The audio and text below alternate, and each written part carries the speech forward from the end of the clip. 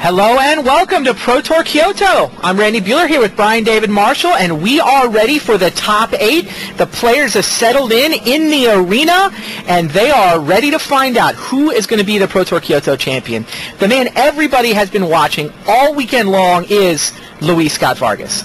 LSV, as he's known, has led this tournament wire to wire. He has been absolutely on fire, winning 18 matches in a row, obliterating the Pro Tour record, winning multiple Grand Prix, winning a Pro Tour. He is, without a question at this point, the player who makes Magic look the easiest. I think the best player in the game right now, if the aliens came down and made us play one match for the fate of society, I think everybody in the building would put LSV up to as our champion. LSV is your player of games? Absolutely. Leads off with a Tide Hollow Sculler, taking Broken Ambitions from the Fairy player.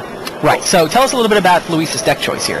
Luis is playing black-white tokens, and it's basically a deck that, it's Bitter Blossom, it's Cloud Goat Ranger, it's Spectral Procession, it's a number of different Ancestral Recalls in various creature forms, getting card advantage. Right.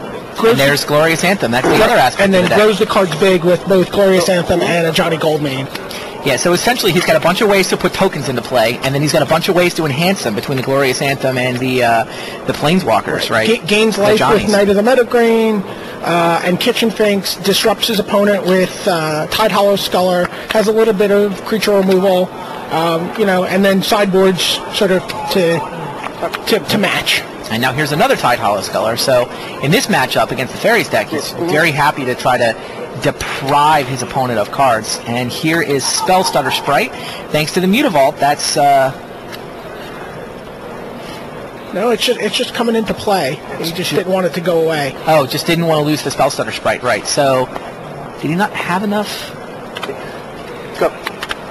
Not really. Oh, Luis killed the Mutavault as a response. Oh, there we go. So Luis actually, terrored the Mutavault. Right.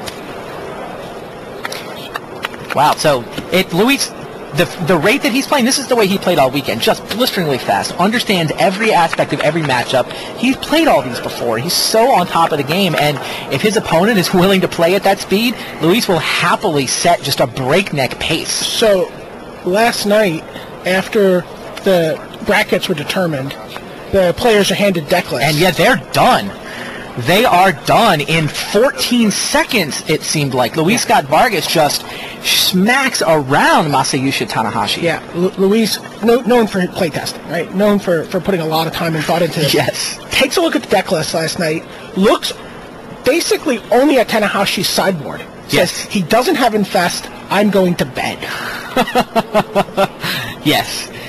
Without Infest, just sweep away all of the tokens that LSV's deck is capable of putting into play. Luis thinks that he just blows Fairies out. Like, Fairies has been the deck with the target on its forehead for months and months and months. There you get a good look at Masayushi Tanahashi, who's already sideboarding up. We barely had a chance to introduce him.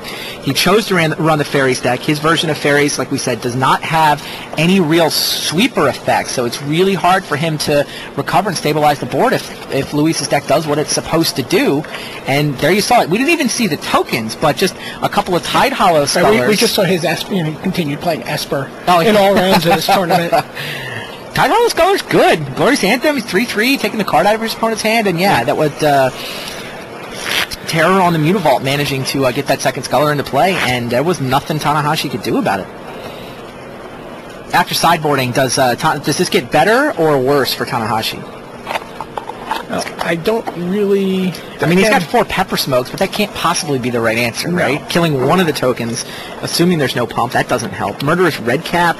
I mean, the problem with this doesn't look like either player did very much to their deck there in between games. The other interesting thing, Tanahashi, I'm sure this helped him get here. He's got 3 Shriek Mauls in his main deck. He's got the 4th Shriek Maul on the sideboard. Right. I mean, that's a card that can be very powerful, but against somebody like the Black-White Tokens deck, which is just, I have a bunch of dorky tokens, you can't possibly invest an entire card and a turn in killing one of them.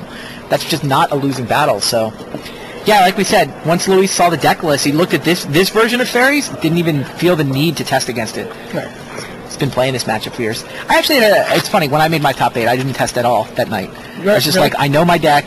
I've been playing great. I'm just going to make sure I get a decent meal, I get a good night's sleep. Good night's sleep is probably the best play testing you can do. It is underrated. No doubt about it. It is definitely underrated. Getting that good night's sleep, being sort of mentally prepared. And the other thing, like when I made my top 8, I was feeling so confident at that point. Like I really believed in the deck. I felt really good about all the deck choices. It was like, I felt like all playtesting could do is maybe undermine that confidence.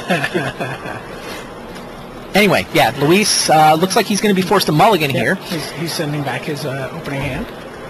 We can see in the background Matteo Orsini-Jones and Gabriel Nassif playing. Yes. Matsui jersey. It's funny.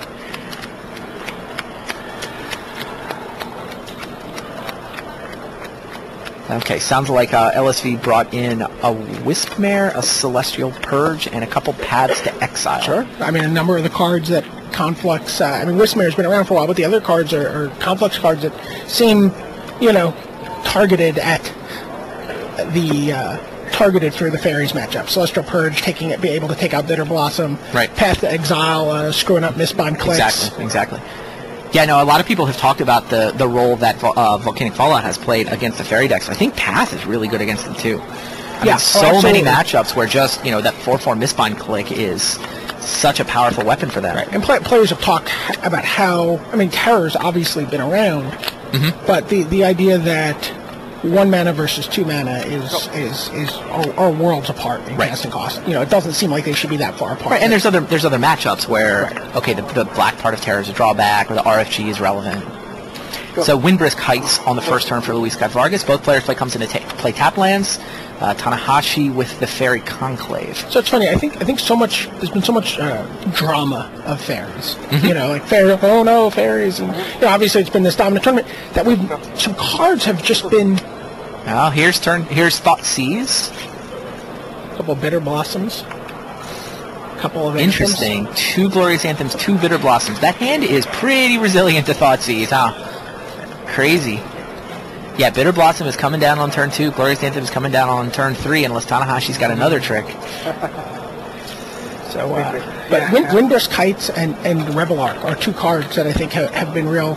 Will be, when you look back at this standard format, this era of Magic, are really format-defining cards that I think people would be making a lot more noise about if it wasn't for Fairies. Bitter Blossom. Yeah. Bitter Blossom is the boogeyman that everybody likes to complain about, but in fact, you look at the top 6 archetypes, and 3 of them are Windbrisk Kites archetypes. Right. Yep. 1 of the Bitter Blossoms down. Yeah. So Tanahashi, does he mana burn for 1 there? Is that what happened? No, I believe that. Oh, he can activate No, that's he played a Fairy Conclave. No, he played a Fairy Conclave on the first turn. No, I'm not. Yep. Oh, did he mana? He may have mana. Oh, yeah, I think he had, in order to get the black mana, he had to filter it in. Sorry. Yeah. Had to send it through the filter land and then didn't have anything to spend it on. Okay. All right, well, here comes Jace. Right. And the Fairyland comes into play untapped thanks to Spellstutter Sprite. Draws a card. So draws a card from the Jace. Now Luis gets his first Fairy Rogue token off the Bitter Blossom. And can just play the Glorious Anthem and kill Jace here. Here is Glorious Anthem and... kill Jace next turn, yes. Means Jace will survive to draw a second card. So Jace works out to be Sorcery Speed Draw 2 is what it looks like. I guess he can +2 here. No, decides to... Oh, he knows there's another Glorious Anthem. It's true. Doesn't want to undo his Thoughtseize. What is Tanahashi's game plan? There's Fairy Conclave into play tap for Tanahashi, so Luis now has a pair of Fairy Rogues to go with his Glorious Anthem and his Bitter Blossom. 3 lands, one of which is a Windbrisk Heights. Generally, he's gonna try to. So Luis attacks with a Fairy Rogue and finishes off Jace. Didn't bother to play Glorious Anthem because didn't need it to kill Jace. Now we'll see what he does with the rest of his turn. He stares across at 3 untapped lands, plays land number 4, and second Bitter Blossom is to play from Luis. A.K.A. the 3rd Bitter Blossom. Yes, he drew 3, and 2 mana untapped, he can pay for a Broken Ambitions. And the Fairy Conclave comes into play tapped. Oh, we see that, in fact, Tanahashi has a Cryptic Command, but doesn't have the 4 mana because his lands have all come to... 3 of his 4 lands have come into play tapped. Gets a Spellstutter Sprite. Yeah, Spellstutter Sprite, not good enough to stop the Bitter Blossom. Just puts it out there to get to some sort of fairy critical mass. Trying to. This match just looks like a blowout. He left in the Shriek Maw, it looks like. I guess he has to deal with the Cloud Goat Rangers and Knight of Meadowgrains.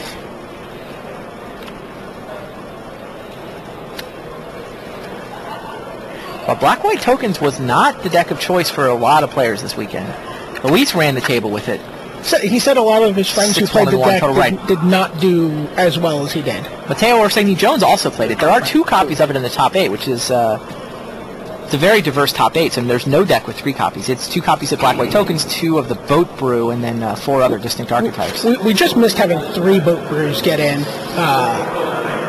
Tanahashi edged out Adam Koska on tiebreakers. For 8th versus 9th. Yeah. So we barely had a Fairies deck. But, I mean, this Black-White Tokens deck just looks amazing right now. I mean, in particular, there's still a lot of Fairies in the field. Boat Brew was the most played deck, but Fairies just an inch behind 5-color Control for the second most played. All right, Tanahashi trying to figure out how this works out. He's probably not as used to having Bitter Blossoms on the other side of the table. That's his game plan. Certainly not 2 of them. Okay, 2 more Fairy Rogues for LSV. Plenty of life. He's under no pressure, so. And Tanahashi knows there's a second Glorious Anthem in Luis's hand. Tanahashi chose to do nothing on his turn, just sort of staring across waiting for it. Luis trying to figure out, do I feed this into an obvious counterspell? Do I want to get Cryptic Commanded here? I might attack Cryptic first. Command, Bouncing Glorious Anthem. Yeah, I don't know. Cryptic Command tapping your team. Right. He could attack first, try to get in 4 points of damage. Sure. I don't know that I would, I think I might attack first here. Seems to be what... Like, not like he desperately needs to resolve a second Glorious Anthem. I mean, he'd love to, but... Oh, decides to go for Kitchen Finks. And he does it pre-combat. Why would you do this pre-combat? Hoping to tap mana so the Fairy Conclaves can't block? Is that what's going on?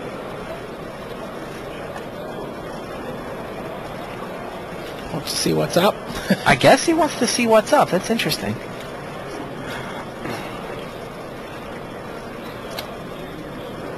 What is the logic behind pre-combat? Is he trying to trick him into doing the wrong thing with Cryptic Command? It's like, tap my team, here's your chance. When Luis knows that that's not relevant damage? That is an interesting choice.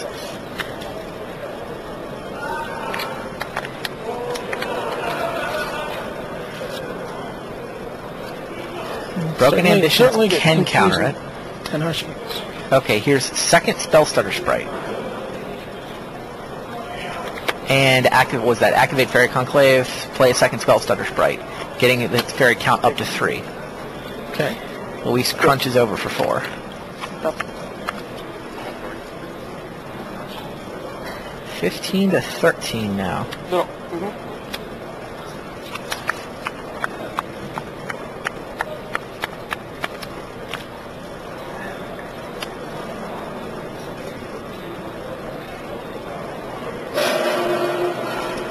This is first Pro Tour for Tanahashi. Yeah, there's 3 rookies in this top 8, actually. Report from Rich Hagon on the floor. Brian Robinson has 6 creatures in play against Cedric Phillips, but the sum total of their power is 4. It's like Bird of Paradise and Noble Hierarch in Robinson's deck, so lots of 0-1s.